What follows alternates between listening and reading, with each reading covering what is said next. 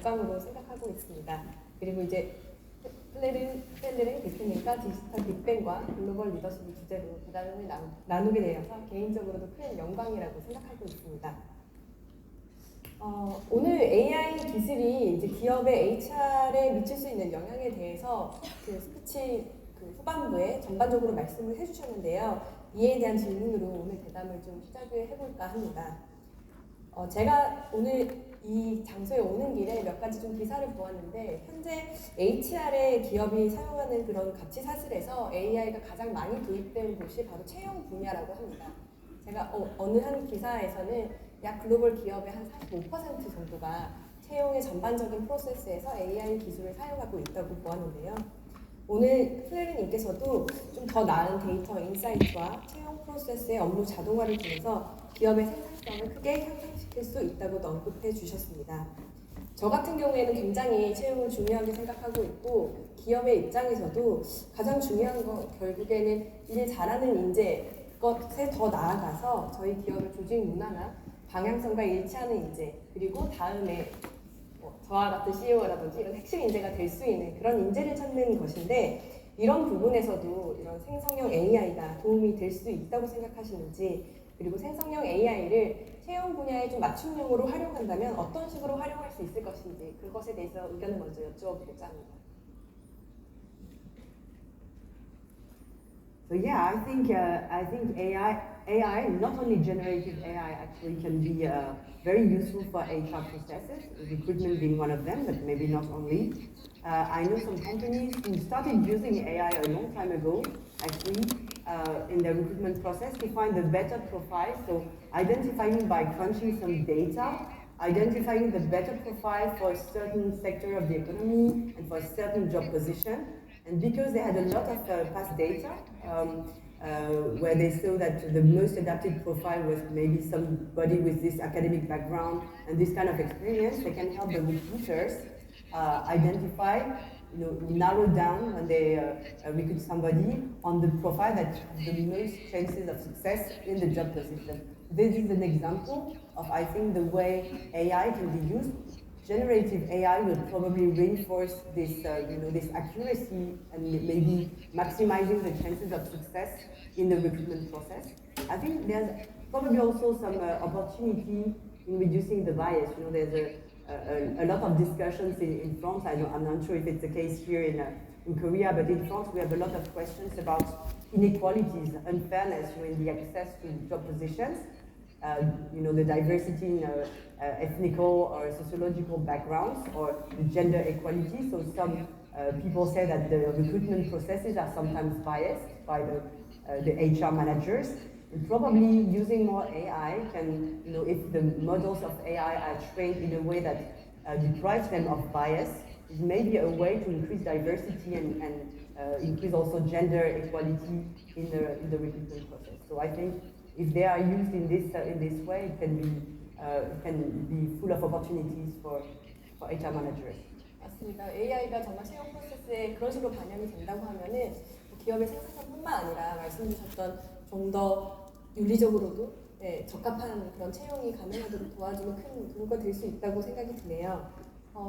한국의 경우에는 아무래도 아직은 그런 남녀 차별의 문제는 여전히 존재할 수도 있다고는 생각합니다만 많은 기업에서 이런 문제들을 사실은 없애기 위해서 노력을 하고 있고 오히려 다른 이슈들이 좀 많은 것 같습니다.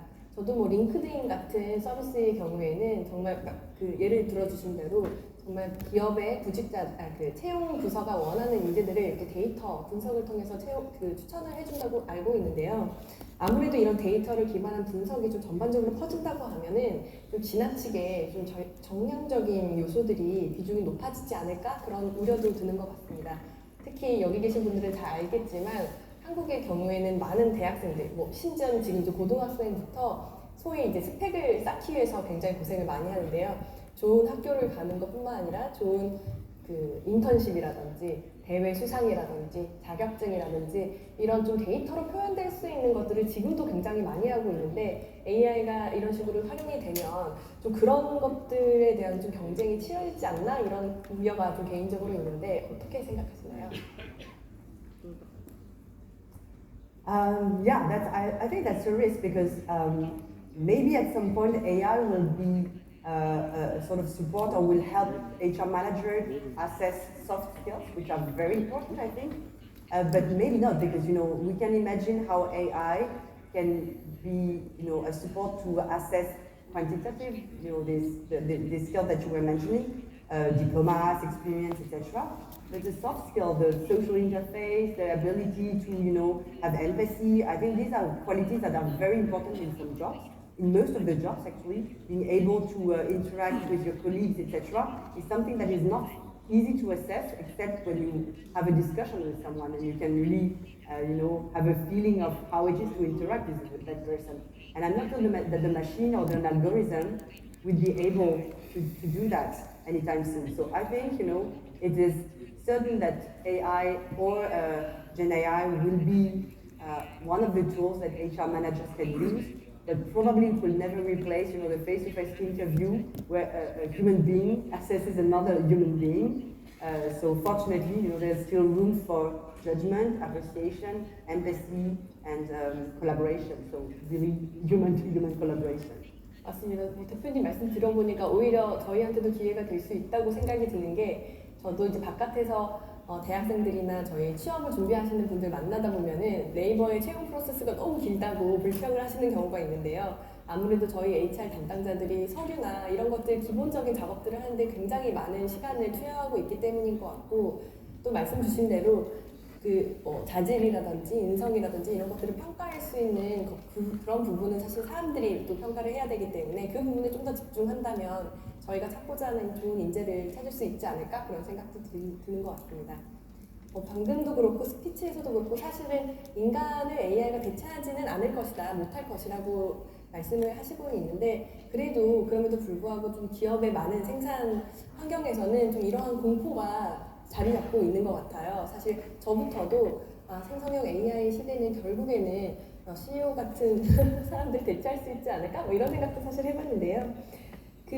말씀 주신 대로 뮤직에 관한 인터넷 기술이 생겨나면서 오히려 그 산업이 커졌던 사례처럼 새로운 직업이 생겨나기도 하고, 또 생산성이 높아짐으로써 좀 더 사람들은 창의적이고 어려운 업무에 종사하게 될 것이다. 그래서 오히려 겁낼 필요 없다라는 전망도 있는 것 같습니다. 앞으로 AI가 전반적인 직업의 생태계에 어떤 영향을 주실 것으로 예상하는지, 혹은 생성형 AI 시대는 어떤 인재들을 더 요구할 것이라고 생각하시는지 궁금합니다. So I think this is really a very interesting question, because a few years ago we didn't imagine that first generations of AI or automatization, or digital transformation in general, we thought that they would really affect low qualified jobs. But this really started to change when we started to see that AI could really support, for example, doctors in their prescriptions. It sometimes could be better than them in diagnosing the state of the condition of the patient, and then recommending the right drugs or medicine. Also lawyers, for example, because it's very easy for a machine to have a vision of the whole case law, for decades and decades. So there are some quite high value added tasks that we did not imagine could be automatized. That started to be automatized, and cardiologists or radiologists, they saw that artificial intelligence could really almost replace them. Even though what we were saying before, the human judgment remains very valuable at the end, but still, if you need to interpret a series of data or images, for example, the computer can really be the human judgment. So I think this is really the new thing that is complicated, because now, okay, we can say the future of humanity is have more leisure, and actually I sort of like this idea that even highly qualified jobs or highly qualified tasks can be performed by machines, and then the human is a sort of can check at the end if the choices proposed by the machine are the right, and then make a final choice. So probably it will be also something that will liberate some time for people. But I think there's no real job that will be that will not have any influence of any kind of artificial intelligence in the years to come. Even our, in finance or in the strategic decision made in a company like Naver. I recently met with a very interesting startup in France that creates with algorithms and Gen AI digital twins of a situation. Like for example, they work with McDonald's, and so they are able to create a digital twin of the environment in which McDonald's is operating, meaning the macroeconomic environment, the trends in terms of food and beverage, the attitude of consumers, the behavior of consumers in a specific region, etc. And so they can integrate a lot of factors, thousands of different KPIs or factors in sort of a big equation that is the environment of McDonald's, and then they can make decisions or suggest decisions with this algorithm as to whether McDonald's should open more shops or reduce the number of shops, in which cities or in which areas he should open these shops, what kind of menu he should and pricing he should suggest. So it's really very interesting to see that by factoring in a lot of data, probably more than a human brain could factor in, then the machine can also help companies or CEOs in their decision-making process. In the finance, it's the same. I mean, I was mentioning the idea that algorithms can give good good advice in terms of investment strategy. So the likes of us, or investment funds, maybe we will put all the data in a machine, and then they will tell us you should invest in this company rather than this company, and then our value added will be limited. So I think basically all of most of the jobs are not threatened, but at least will probably see their shape or their framework evolve in the years to come because of AI. The only really difficult thing is I think in the creative area where we think no, artists cannot be replaced, because artists, they have this creative edge, so their creativity is not based on the data from the past. Of course, they are influenced by the past and heritage and everything, but they still, have this genius something, an inspiration that is, out of the world and that help them, create something radically new. So we think that this one could probably not be replaced, but still you can see that when you look at what Midjourney is able to create in terms of images, painting, even music now, multi-instrumental music in the in the style of Bach or Beethoven can be created by machines, and it's quite striking. So I think that's really the frontier where I'm still, at a loss to predict what's going to happen. I think artists are a bit scared about that, but probably, the human genius in creation, I think will still remain something mysterious and not really replaceable by AI. I hope so.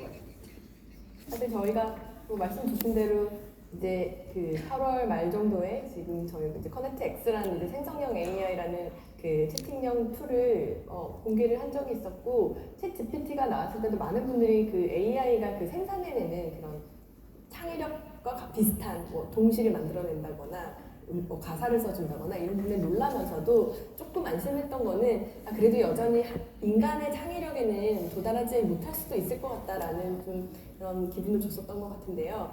동시에 저같이 창의력이 좀 부족한 그런 사람들은 정말 이제 그 어떠한 세상을 살아야 되는 건지 조금 일찍 태어나서 다행이다 이렇게 또 생각하시는 분들도 많은 것 같아요. 그래서 오늘 세션 주제가 그 디지털 빅뱅과 글로벌 리더십인데요.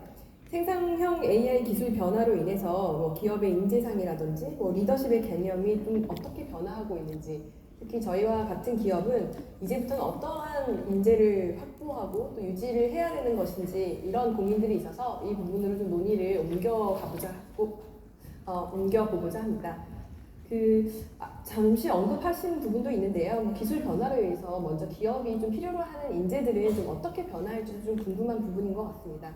흔히들 말씀하시는 AI를 좀 잘 활용하는 능력, 특히 프롬프트 엔지니어링이라고 부르는 AI를 이제 생성형 AI를 어떻게 활용하는지를 정말 잘 아는 사람들이 필요로 하게 되는 것인지, 아니면 언급하셨듯이 AI를 정말 갖출 수 없는 공감 능력이라든지 팀워크와 같은 소프트 스킬, 그리고 창의력 이런 것들을 갖춘 인재가 각광받을 수도 있다는 생각도 드는데요.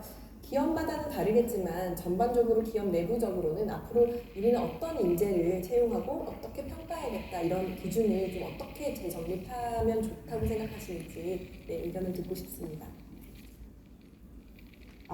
So again, I think bit difficult to anticipate, but I think there's one area where we need, we still need a lot of talent, and this I think cannot really be replaced by the machine. It's everything that has to do with the care, what I would call the care. So it's really, we've seen since the COVID period that there was a lot of issues related to mental health, well-being of people. We are, in countries where there's a demographic issue because the population is aging, so we need to take care of the elderly people.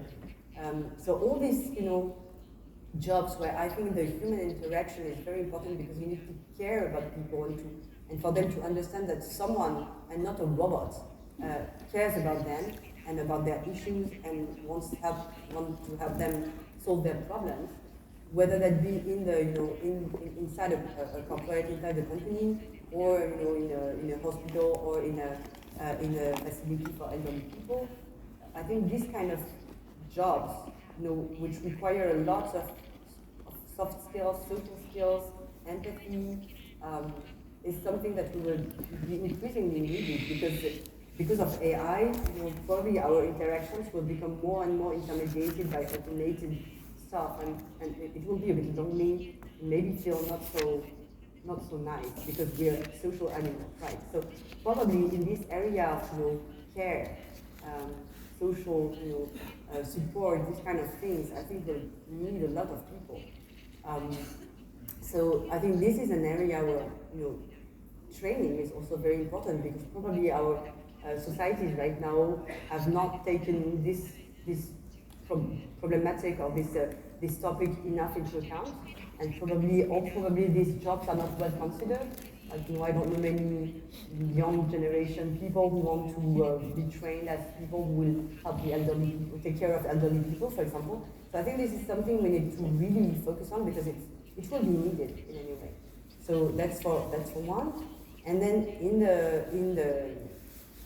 the corporate world, I think the supervision of these AI tools will become very important. So it's true that we need to develop these skills that will make people able to rightly supervise the functioning of AI, make sure that they can identify whenever there's a risk of bias, for example, or an ethical functioning of the AI tools. And for that, being able to write the right prompts when you use a Gen AI tool, being able to evaluate and assess the tools.